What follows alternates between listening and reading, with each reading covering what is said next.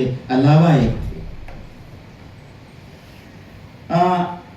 दीपक मिश्र कहते हैं कि जब गोली चल रही थी और एक एक कर जब विद्यार्थी शहीद होते जा रहे थे, ठीक उसी समय रामकृष्ण सिन्हा एक माली की वेशभूषा में सचिवालय परिसर में प्रवेश करते हैं और सचिवालय भवन पर ऊपर चढ़कर तिरंगे को फहरा देते हैं, तिरंगे को लहरा देते हैं। रामकृष्ण सिन्हा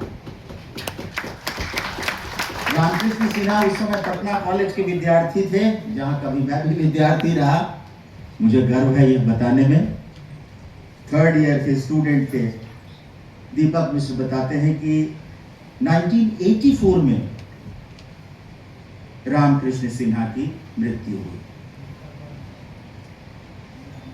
यहां मैं मुजफ्फरपुर की एक घटना का उल्लेख करना चाहूंगा। बिहार की एक बड़ी महत्वपूर्ण घटना थी जिसे मेन स्ट्रीम हिस्ट्री में हमने लगभग नजरअंदाज किया है। 20 अगस्त 1942 की यह घटना मुजफ्फरपुर जेल पर हमला से संबंधित, ये बड़ी महत्वपूर्ण घटना थी। हम लोग पटना के साथ शहीदों के विषय में जानते हैं, कोई भी किताब हो, मेन स्ट्रीम हिस्ट्री की किताब, उसमें उसकी चर्चा है। मेरी समझ में मुजफ्फरपुर जेल पर जो हमला हुआ, यह कम महत्वपूर्ण घटना नहीं थी। 1942 के आंदोलन में यह बिहार की सबसे बड़ी और सबसे संगठित हिंसक घटना थी। पटना और मुजफ्फरपुर की इन घटनाओं में अंतर है। यह एक हिंसक घटना थी। इसे तिरहुत का बगावत भी कहते हैं। जेल पर हमले की योजना, जेल पर हमला किया गया मुजफ्फरपुर सेंट्रल जेल पर। इसकी योजना Congress socialist party, Congress Samajwadi party की मुजफ्फरपुर इकाई ने बनाया था। बिहार के हमारे ऐसे ही एक नायक थे मुजफ्फरपुर के। इसमें मुख्य भूमिका जो थी, मुख्य नायक जो थे सुरेंद्र नाथ द्विवेदी, और छात्र नेता तो और थे भी। 20 अगस्त 1942 को हजारों छात्र और किसान, ध्यान दीजिए, छात्र और किसान, हजारों छात्र और किसानों ने जेल तोड़ो, भाइयों को छुड़ाओ, जो जेल में बंद हो गए थे 1942 के आंदोलन में। 20 अगस्त, ध्यान दीजिए, 9 अगस्त को जेल भरना शुरू हो गया था। 20 अगस्त को जेल तोड़ो, भाइयों को छुड़ाओ के नारे के साथ मुजफ्फरपुर सेंट्रल जेल पर हमला करते हैं छात्र और किसान।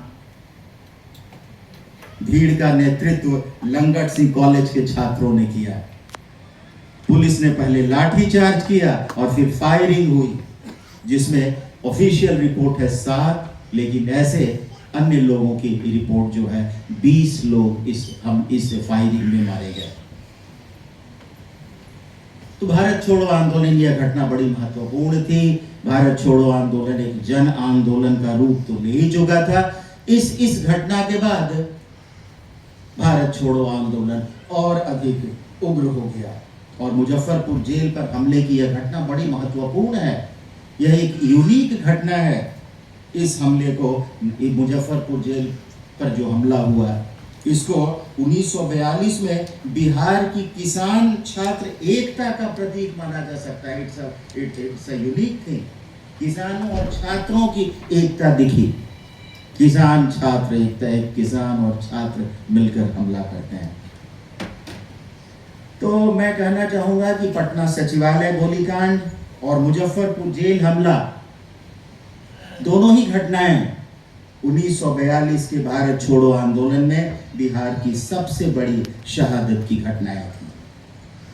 पटना सचिवालय गोलीकांड को गांधी ने बिहार का जलियांवाला बाग कहा। पटना सचिवालय में जो घटना हुई उसको गांधी ने बिहार का जलियांवाला बाग कहा। कह सकते हैं हम कि अगर पटना ने भारतीय स्वतंत्रता संघर्ष के लिए शहादत दी तो मुजफ्फरपुर ने तो शहादत दी, मुजफ्फरपुर ने भी शहादत दी, लेकिन कह सकते हैं कि पटना ने यदि शहादत दी तो मुजफ्फरपुर ने संग्राम दिया। दोनों ने मिलकर बिहार को 1942 के आंदोलन की राजधानी बना दिया। बिहार राजधानी बन गया। संपूर्ण भारत में भारत छोड़ो आंदोलन चल रहा है। भारत छोड़ो आंदोलन की राजधानी कहाँ थी? भारत छोड़ो आंदोलन की राजधानी बिहार थी, और ऐसा बिहार के नायकों ने बनाया। अब मैं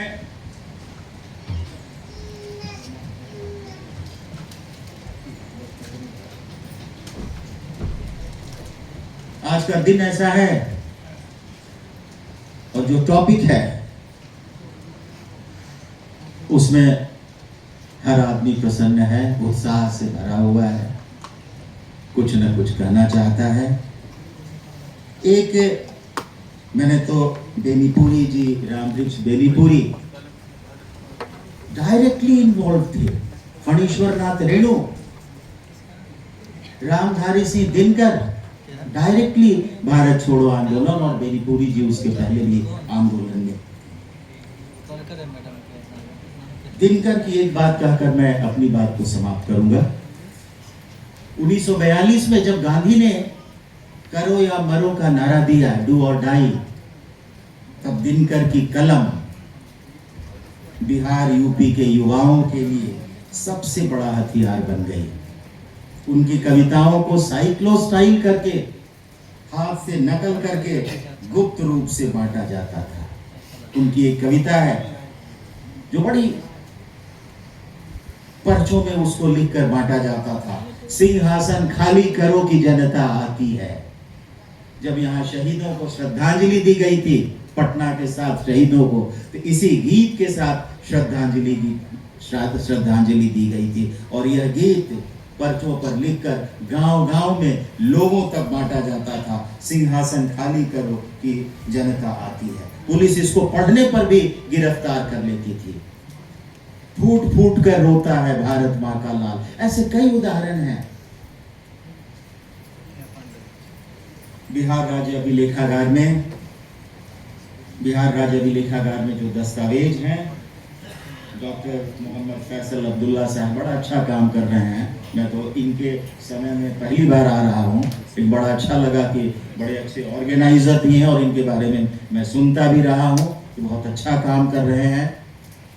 पहले मैं आया करता था इनके रिजीम में, शायद मैं पहली बार आया हूँ, लेकिन देखकर मुझे बड़ी प्रसन्नता हुई। बिहार राज्य अभिलेखागार के दस्तावेजों के अनुसार 1942 में पटना और दरभंगा में पकड़े गए जो पर्चे थे, जो सर्कुलर थे, जो पैम्फलेट्स थे, जो गांव-गांव में बांटे गए थे, उनमें 40% से ज्यादा पर्चे दिनकर की कविताओं से। दिनकर की कविताएं थी, रामधारी सिंह दिनकर की कविताएं थी उन पर्चों में 1942। यह है बिहार का योगदान। सुमित सरकार कहते हैं, आज हम उन्हें भी श्रद्धांजलि दे रहे हैं। सुमित सरकार एक बड़े हिस्टोरियन, मेरे रोल मॉडल भी रहे हैं। कई इतिहासकारों ने मुझे अपील किया है, जिसमें सुमित सरकार भी मेरे आदर्श में एक हैं। आज मैं उन्हें भी श्रद्धांजलि देता हूँ।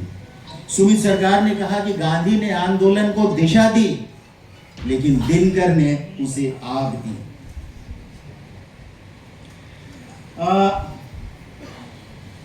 रेणु के विषय में ज्ञानेंद्र पांडे कहते हैं, ज्ञानेंद्र पांडे रेणु को सबाल्टर्न इतिहास का पहला साहित्यिक दस्तावेज कहते हैं। तो ऐसी स्टडी हुई है। दिनकर को भी स्टडी करने की जरूरत है।